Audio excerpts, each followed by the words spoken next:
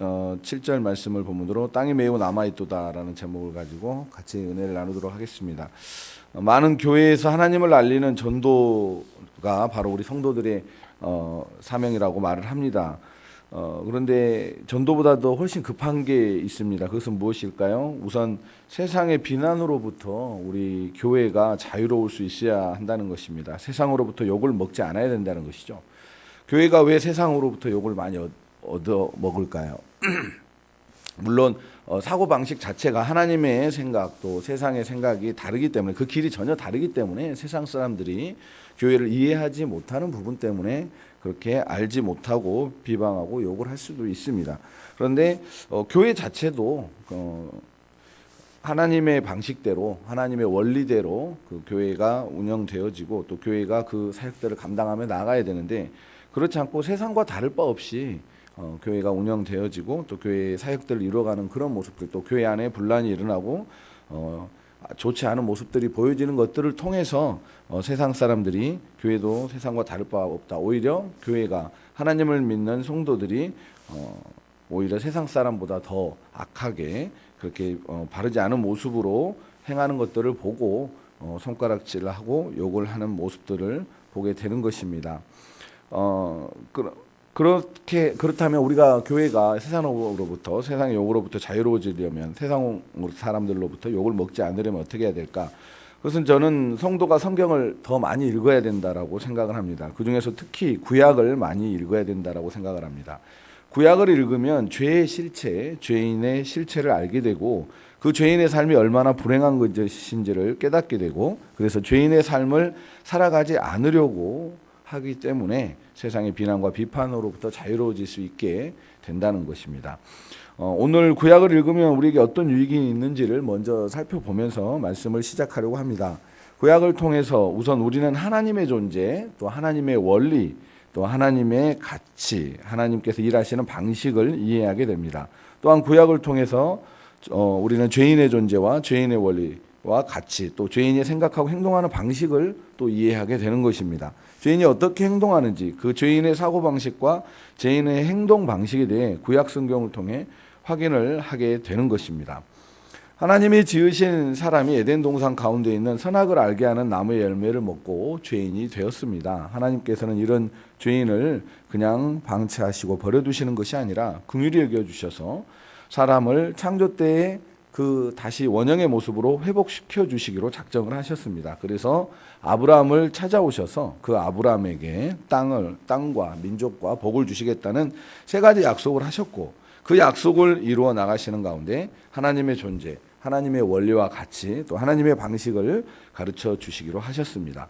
그리고 하나님은 그 약속을 이루시기 위해 신실하게 일을 해 나가십니다. 그 과정이 창세기 12장부터 여호수아 24장까지의 내용입니다. 그런데 문제는 사람입니다. 언제나 사람들이 문제를 일으킵니다. 혹자는 창세기 12장부터 여호수아 24장까지 등장하는 사람들이 하나님의 부르심을 받은 사람들로서 하나님의 일을 이루어드린 위대한 믿음의 선진들이었다라고 말을 합니다. 그러나 그렇지 않습니다. 하나님의 일은 하나님께서 계획하시고 또 하나님께서 진행하시고 하나님께서 완성하시고 하나님께서 책임지시는 하나님의 일이기 때문에 하나님은 사람으로부터 그 어떤 도움도 필요로 하지도 않고 사람으로부터 그 어떤 도움도 받지 않으십니다. 정반대로 하나님께서 부른 사람들이 문제를 일으키는 것입니다. 사람들이 문제를 일으키는 가운데 하나님께서 문제를 일으킨 사람들을 설득하시고 도와주시고 그래서 하나님께서 문제를 직접 해결해 나가시는 것이죠. 그러면서 하나님께서 하나님 스스로를 사람들에게 확증시켜 나가시는 것입니다. 즉 창세기 12장부터 여호수아 24장까지 등장하는 사람들은 요즘 말로 문제아들이지 결코 위대한 믿음의 선진들이 아니라는 사실입니다. 우리가 구약 성경을 조금만 자세히 읽어보면 아브라함이나 야곱이나 모세 같은 사람들이 결코 믿음의 선진이 아니라 우리와 같은 죄인이라는 사실을 금방 알 수 있다는 것입니다. 아브라함의 예를 들어봅니다. 하나님께서 반드시 너를 통해서 큰 민족을 이루고 또 너를 창대케 하고 너로 말미암아 모든 민족이 복을 받게 하겠다. 너에게 분명히 아들을 주겠다 약속을 하십니다. 그런데 하나님이 처음에 그 약속을 하실 때 아들을 100살에 딱 주기로 뜻을 정하고 일을 행하셨을까요? 그것이 아닐 것입니다. 이미 아브라함이 그 약속을 들을 때 75세입니다. 그 나이면 결코 적은 나이가 아니었고요. 사라와 결혼한 지도 수십 년이 흐른 뒤였습니다. 이미 요즘으로 말하면 불임 판정을 받은 부부예요. 아이가 없는 그 집안에 아이를 주시겠다고. 그래서 당장 그 나이에 아이를 낳아도 야, 이거 하나님이 이 가정에 아이를 주시는구나, 약속하시더니 아이를 주시는구나 라고 인정을 했을 것입니다. 그런데 아브라함이 꾀를 내죠. 네. 하나님이 10년이 지나도 소식이 없으니까 사라를 통하지 않고 그 종인 하갈을 통해서 이스마엘을 낳게 됩니다. 인간적인 방법을 동원합니다. 아마 하나님이 그 다음에 이삭을 주려고 작정을 하셨다고도 이 모습을 보고 하나님의 계획을 보류하시는 것이죠. 하나님은 뜻을 세우셨는데 아브라함의 인간적인 욕심 때문에 그 하나님의 계획이 뒤로 지연됐다라고 볼 수밖에 없는 것이죠. 야곱도 마찬가지입니다. 자기 어머니를 통해서 분명히 하나님께서 리브가에게 큰 자가 작은 자를 섬기리라. 내 태중에 쌍둥이가 있는데 작은 자가 큰 자를 섬기리라. 이렇게 말씀을 주시죠. 그러면 분명히 항상 리브가와 야곱은 형에서는 주로 사냥을 다니면서 밖으로 다니기를 좋아했고 야곱은 어머니와 함께 집에서 지내는 것들을 좋아했으니까 어머니가 항상 얘기를 했을 거예요. 야, 너가 오히려 형이 아니라 너가 더 아버지의 유업을 잊게 될 거다라고 얘기했을 때 야곱은 찬찬히 그 때를 기다리기만 했으면 됐을 것입니다. 그런데 그렇게 하지 않고 자기 욕심으로 자기 꾀로 팥죽을 이용해서 자기 형의 장자권을 뺏고 또 거짓말로 아버지로부터 장자의 그 기도를 축복 기도를 받는 그런 인간적인 방법을 동원함으로써 형과 원수가 되고 자기 외삼촌 집에 가서 20년이 넘는 세월을 그 고생을 하면서 그렇게 세월을 낭비하게 되는 것이죠. 물론 하나님께서 그 모든 과정들을 선용하셔서 하나님의 역사를 이뤄 나가시는 것, 그것은 오로지 하나님의 몫이었습니다. 야곱은 한 게 하나도 없습니다. 사고만 친 것이죠. 모세도 마찬가지입니다. 모세는 하나님께서 이제 모세를 불러서 이스라엘 민족에게 주시기로 하신 율법을 주시기 위해서 시내산에 불러서 40일 동안 하나님께서 친히 돌판에다가 새겨서 계명을 주셨죠. 그런데 이스라엘 백성들이 그 40일을 기다리지 못하고 그 밑에서 금송아지를 만들고 우상 숭배를 하니까 그 모습을 보러 내려가서 하나님이 친히 써주신 돌판인데 그거를 갖다가 집어 던지면서 박살을 내버리는, 저는 그 대목을 볼 때마다 정말 모세가 간이 배 밖으로 나왔구나. 아니 이게 자기가 만약에 썼으면 이해를 합니다. 그런데 하나님이 쓰셨잖아요. 그거를 갖다가 집어 던져버리는, 정말 어마어마한. 그래서 다시 또 끌려 올라가서 40일 동안 또 금식하면서 그 고생을 하면서 또 하나님이 또 쓰시게 만드는, 하나님만 생고생을 시키는 그런 일들을 보게 됩니다. 오늘 본문에 나오는 여호수아도 마찬가지입니다. 지금 이 여호수아에게 하나님께서 민수기에 보면 하나님께서 모세에게 각 지파별로 한 사람씩 가나안 땅을 살펴보라고 정탐하라고 보내신 적이 있으시죠. 하나님의 의도는 그 땅이 얼마나 좋은 땅인지 직접 눈으로 확인해 보라는 것이고 또 직접 느껴보라는 것이었습니다. 그런데 12명의 정탐꾼 중에 10명은 엉뚱한 소리나 해대고 또 2명도 여러분 이 여호수아와 갈렙도 우리가 여호수아 갈렙이 믿음으로 말했다라고 얘기하는데요. 이 두 사람은 정말 이 호전적인 사람들입니다. 전쟁 광들이에요. 그걸 보고 정말 하나님 적과 꿀이 흐르는 땅 맞습니다. 정말 우리가 그 땅에 가서 하나님의 약속대로 그 땅을 우리가 그 땅에서 하나님 뜻을 이루면서 살아갈 수 있습니다. 이렇게 얘기를 해야 되는데 대뜸 그냥 가나안 민족을 물리칠 수 있다고 얘기하고 그들이 우리 밥이라고 얘기하고 빼앗을 수 있다라고 보고를 합니다. 하나님의 심정과 마음을 전혀 이해하지 못했던 것이죠. 그래서 혹자들은 그 원망하고 불평했던 이스라엘 백성들을 하나님이 교육하시기 위해 40년 세월을 보냈다라 광야 생활을 하게 하셨다라고 얘기를 하는데요. 그런데 그 가르침을 받는 주 대상은 그 이스라엘 백성들이 아니었습니다. 바로 여호수아입니다. 왜 그렇습니까? 이 기간 중 살아남은 자는 여호수아 갈렙 둘밖에 없었기 때문입니다. 이 둘이 이스라엘 백성을 이끌고 가나안 땅으로 들어가는 것이기 때문에 하나님이 이 두 사람에게 특별히 가르침을 베풀어 주시는 것이죠. 결과적으로 여호수아의 그릇된 인식으로 인해 하나님은 이스라엘 백성으로 하여금 광야에서 40년을 더 보내게 한 것입니다. 즉 여호수아로 인해 가나안 입성이 하나님께서 계획하셨던 것보다 40년이나 늦어지게 되었다는 것이죠. 여호수아가 하나님을 도운 것입니까? 아니면 여호수아가 하나님의 일을 지체시킨 것입니까? 하나님의 일을 지체시킨 것입니다. 결과적으로 하나님의 일을 방해한 것이죠. 창세기 12장에서 또 여호수아 24장 사이에 등장하는 주요 인물 아브라함, 야곱, 요셉, 모세, 여호수아 이들 모두가 다 하나님 우리가 사람들이 생각하는 그런 것처럼 하나님의 일을 이루어드린 위대한 믿음의 선진들이 아니었다라는 것입니다. 오히려 하나님께서 하나님의 계획을 이루어 나가시는데 방해가 되었던 인물들이었습니다. 하나님의 계획을 이루어 나가시는데 오히려 시간을 지체시켰던 장본인들이라는 것이죠. 그런데 이들이 왜 이렇게 행동을 했을까? 그 이유는 너무나 간단합니다.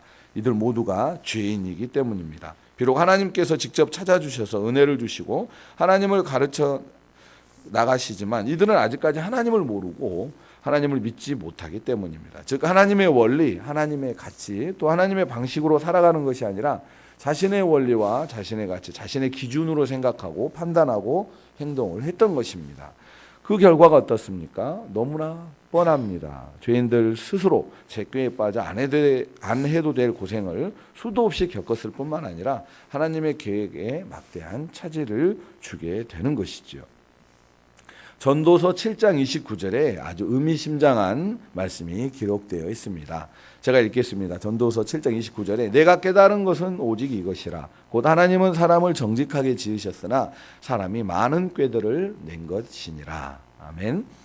이 말씀이 무슨 의미이겠습니까? 하나님은 사람을 정직하게 지으셨고 정직하게 대우하시는 분이시라서 하나님의 심정과 마음으로 하나님의 원리로 세상을 살았으면 족하고도 좋겠을 것이라는 솔로몬의 고백입니다.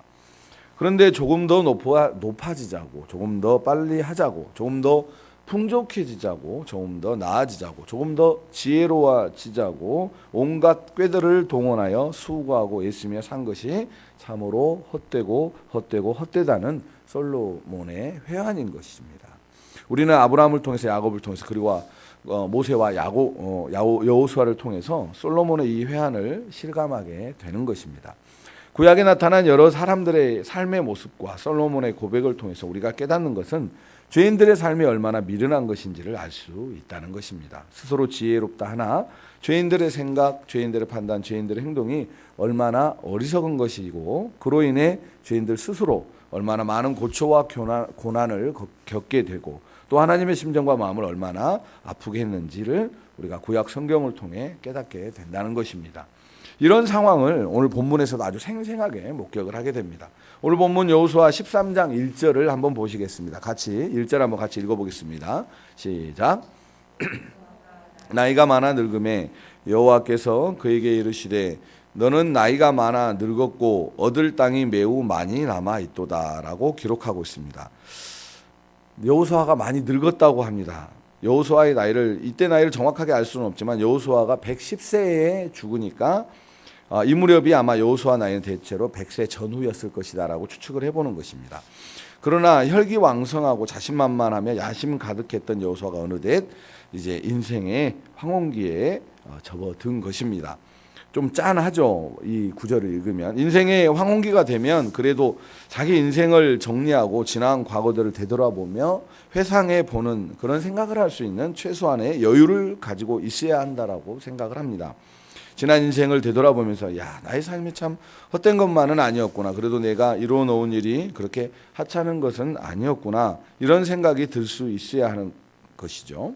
인생의 황혼기에 접어들었는데도 아직도 해야 할 일, 아직도 못다한 일, 아직도 걱정거리가 남아있다면 그 인생은 조금 슬픈 인생일 수도 있다는 생각을 하게 되는 것입니다. 그런데 오늘 본문을 보면 여호수아가 딱 그런 상황이라는 것입니다. 여호수아가 어느덧 황혼기에 접어들었습니다. 그런데 여호수아가 하나님으로부터 듣는 이야기가 무엇입니까? 너는 나이가 많아 늙었고 얻을 땅이 매우 많이 남아있도다입니다. 물론 이 이야기가 하나님께서 여호수아를 향해서 질책하는 표현이 아닙니다. 여호수아를 꾸짖는다거나 나무라는 그런 표현이 아닙니다. 여호수아를 안타까워하는 하나님의 심정과 그 마음을 표현하시는 내용입니다. 얻을 땅이 매우 많이 남아있도다 라고 하나님께서 지금 여호수아에게 말씀하시는데요. 왜 얻을 땅이 매우 많이 남아있을까요?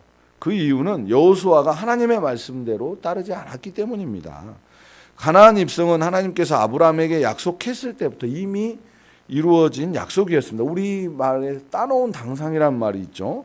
하나님의 약속이기 때문에 그 약속은 반드시 성취되게 되어 있었습니다. 따놓은 당상이었습니다. 즉 여호수아가 하나님의 심정과 마음을 온전히 깨닫고 하나님의 원리로 하나님의 방식으로 행동했다면 벌써 이루어지고도 남을 일이었습니다. 이스라엘 민족이 가나안 온 땅을 차지하고 그 땅에 살고 있던 이방 민족들에게 우상을 버리게 하고 하나님의 원리대로 살아가는 것, 하나님의 방식대로 살아가는 것이 족하다는 것, 그것이 사람이 사는 본분이라는 것을 가르쳐 깨닫게 해서 그들과 함께 행복하게 더불어 살아가고 하나가 되어 하나님의 심정과 마음으로 원리로 하나님의 방식으로 기쁘고 즐겁고 행복하게 살아가고 있었을 것입니다.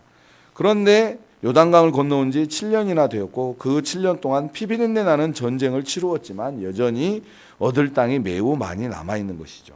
여기에서 얻을 땅은 단순히 이 땅의 개념이 아닙니다. 우상과 더불어 불행하게 살고 있는 가나안 이방 민족이 여전히 많은 지역에 존재하고 있다는 의미인 것입니다. 하나님의 사람으로 변화시켜야 할 대상이 아직도 곳곳에 많이 남아있다라는 말씀이죠. 여러분, 여호수아가 땅을 차지하지 못해서 땅이 매우 많이 남아있는 것일까요? 아니면 여호수아가 땅을 차지하지 않아서 땅이 많이 남아있는 것일까요? 정답은 땅을 차지하지 못한 게 아니라 않아서입니다. 여호수아는 기브온 주민과 화친을 맺으면서 그들을 살려줬죠. 그 장본이 여호수아입니다. 하솔만 불살랐고 그 산 위에 세운 성읍들은 그대로 남겨두었습니다. 하나님의 말씀대로 하지 않았어요. 왜 이렇게 했습니까? 그것들이 유용할 거라고 생각했기 때문입니다.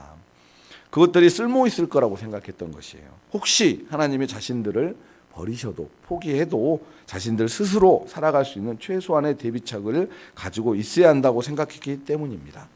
여호수아는 철저히 하나님을 신뢰하지 못했던 것이죠. 그래서 죄꾀에 죄가 넘어가 인생의 황혼기에 접어든 지금까지도 얻을 땅이 매우 많이 남아있다는 소리를 듣게 되는 것이고 결국은 이것이 이스라엘의 올무가 되어 오늘날까지 이스라엘은 불행한 역사를 살아가고 있는 것입니다. 너는 나이가 많아 늙었고 얻을 땅이 매우 많이 남아있도다 라고 하나님께서 말씀하셨습니다. 하나님이 이 말씀이 여호수아를 질책하거나 꾸짖는다거나 나무라는 표현이 아니라고 말씀드렸습니다. 여호수아를 안타까워하는 하나님의 심정과 마음이라고 말씀드렸습니다. 왜 그렇습니까? 하나님은 죄인의 한계를 다 아시기 때문입니다. 하나님은 죄인된 여호수아의 심정과 마음을 너무나 잘 아시는 거예요.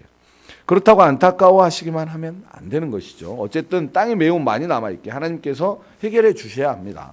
가나안 온 땅을 주리라고 약속하셨기 때문에 그 약속을 이루어내시려면 결국은 하나님께서 또 팔을 걷어 붙이셔야 하는 것이죠. 그 앞장서시겠다는 선언, 그 선언이 바로 여호수아 13장 6절에서 7절입니다. 같이 한번 읽어보겠습니다. 여호수아 13장 6절에서 7절 말씀 시작. 내가 그들을 이스라엘 자손 앞에서 쫓아내리니 너는 내가 명령한 대로 그 땅을 이스라엘에게 분배하여 기업이 되게 하되 너는 이 땅을 9지파와 므낫세 반지파에게 나누어 기업이 되게 하라. 아멘. 내가 그들을 이스라엘 자손 앞에서 쫓아내리니입니다. 여호수아가 네가 쫓아내라 이렇게 말씀하시지 않습니다. 여호수아에게 그들을 정복하라고 직접 명령을 하시지 않습니다. 내가 쫓아내리니 너는 그 땅을 분배하여 이스라엘의 기업이 되게 하라 이렇게 말씀하시는 것입니다. 쫓아내는 분은 하나님이시고 땅을 나누어 주는 사람은 여호수아가 되는 것입니다. 수고는 하나님이 하는 거고 생색은 여호수아 네가 내라 이렇게 지금 말씀하시는 것입니다. 그러면 여호수아는 어떻게 하면 됩니까? 예, 아멘 하면 되는 것이죠. 땅을 분배하려면 어차피 그 땅을 한 번은 살펴봐야 되겠죠. 그래서 몇몇을 이끌고 그 땅을 방문하면서 돌아보기만 하면 되는 것입니다. 그러면 그 땅은 넘어오게 되어 있다는 것이죠. 나이가 너무 늙어서 여호수아가 직접 가기 힘에 부치면 부하들을 보내서 그 땅을 보게 하면 그만입니다. 그래도 상관없습니다. 어차피 하나님께서 쫓아내시는 하나님의 일이기 때문입니다. 그게 어려운가요? 참 쉬운 일입니다. 누워서 떡 먹는 일보다 더 쉬운 일입니다. 누워서 떡을 먹으면 잘못하다가 체할 수도 있습니다. 그러나 하나님의 일은 체하지도 않습니다. 체하지 않도록 하나님이 미리 알아서 다 대비책을 세워두시기 때문입니다. 예, 하나님은 이런 분이십니다. 사람에게 절대로 힘든 일을 시키지 않습니다. 절대로 사람이 감당할 수 없는 능력 밖의 일을 사람에게 요구하시는 그런 하나님이 아니시라는 것입니다. 사람이 한평생을 살아가는 가운데 참으로 많은 일을 겪습니다. 기쁜 일도 있고 즐거운 일도 있고 행복한 일도 있습니다. 슬픈 일을 겪을 때도 있고 우울하고 불행한 일을 겪을 때도 있습니다. 하나님을 믿는 사람이든 하나님을 믿지 않는 사람이든 누구에게나 동일하게 이런 일이 나타나기 마련입니다. 하나님을 잘 믿는 성도라고 해서 늘 좋은 일만 있는 것도 아니고 하나님을 믿지 않는 불신자라고 해서 늘 나쁜 일만 겪는 것이 아니더라는 것입니다. 그런데 그 일의 원인과 결과를 우리가 잘 분별해야 한다는 것입니다. 기쁜 일에도 원인이 있고 슬픈 일에도 원인이 있습니다. 행복한 일에도 원인이 있고 불행한 일에도 원인이 있습니다. 그 원인을 제공한 이가 누구입니까? 바로 자기 자신입니다. 세상 사람들은 이러한 사실 세상 사람도 잘 알아요. 그래서 잘 돼도 자기 탓이고 못 돼도 자기 탓이라고 인정하고 넘어갑니다. 그런데 정작 하나님을 믿는 성도들은 이런 사실을 잘 인정하려 들지 않더라는 것입니다. 특히 슬픈 일, 힘든 일, 불행한 일이 생겼을 때 하나님을 원망하고 하나님께 모든 책임을 떠넘기려 하더라는 것이죠. 그러나 생각을 잘해야 한다는 것입니다. 하나님은 사람을 정직하게 지으셨고 또 정직하게 대우하시지만 사람이 자기 꾀로 자신의 삶을 도모하다가 스스로 고난을 겪게 된다는 것을 인정해야 한다는 것입니다. 하나님의 원리는 순리입니다. 원인과 결과가 결코 분리되어 있다는 것이 아닙니다. 하나님의 심정과 마음으로 하면 그에 합당한 열매가 맺어지는 것이고 하나님을 신뢰하지 못하고 자기 꾀를 동원하면 그에 합당한 결과가 맺어지는 것입니다. 혹시 이렇게 질문할 수도 있습니다. 그러면 하나님 믿을 필요가 없지 않습니까? 행한 대로 결과가 나타난다면 굳이 하나님을 믿을 필요가 없는 거 아닌가요? 예, 절대 그렇지 않습니다. 하나님을 믿으셔야 됩니다. 하나님을 믿으셔야 좋은 씨앗을 뿌릴 수 있고 그에 합당한 좋은 열매를 거둘 수 있기 때문입니다. 그런 존재로 만들어 주시기 위해 하나님께서 우리를 구원하여 주신 것이고 우리가 하나님의 자녀, 하나님의 성도가 된 것입니다. 성도는 제 꾀로 스스로의 삶을 도모하면서 수고하고 애쓰는 존재가 아니라 하나님의 심정과 마음으로 하나님의 원리로 하나님의 방식으로 좋은 씨앗을 뿌리며 살아가는 존재인 것입니다. 저와 여러분이 그런 사람이 되었다는 것입니다. 저와 여러분이 하나님보다 더 지혜롭다고 생각하는 어리석은 자아를 버려버리고 하나님만을 온전히 신뢰하고 하나님의 마음과 원리와 방식으로 좋은 씨앗을 뿌리면서 살아감을 통해 아름다운 열매가 풍성하게 맺혀지는 인생이 되시기를 예수님의 이름으로 축원해 드립니다. 이 시간